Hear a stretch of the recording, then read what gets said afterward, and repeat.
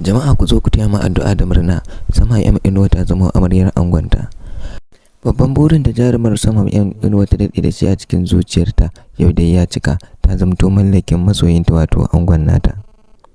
Kafatanin 'yan uwa, masoya da abokan arziki sun yi farin ciki tare da godiya ga Allah mahaliccin sammai da ƙasai wanda ya ara musu lokaci tare da raya su domin ganin wannan babbar rana ta bikin Sama M Inuwa tare da angon nata.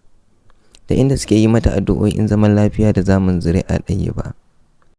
Tabbas abin zai matuƙar burge ka ganin yadda fuskar amaryar take makare da farin ciki da annashuwa na ganin wannan babbar rana kuma muhimmiya a rayuwar tata.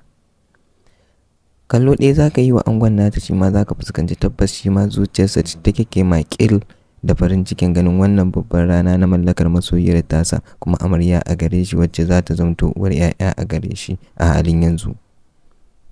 A ɓangaren 'yan uwa da abokan arziki su ma hakan take, domin dukkanin wanda ka kalla tabbas za ka fahimci tattare fuskarsa take da matsanancin farin ciki na ganin wannan babbar rana ta bikin Sama M Inuwa.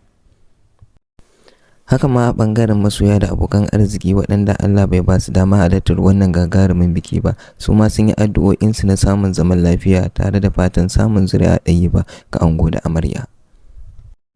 A ɓangare na nima addu'ar na yi musu tare da fatan alkhairi na samun zuri'a ɗayyiba, arziki tare da dawwammamiyar soyayya ta har abada tsakaninsu da ita da angon nata. Allah ya ba su zaman lafiya da zuri'a ɗayyiba, arziki mai ɗorewa tare da dawwammamen zaman lafiya a tsakaninsu.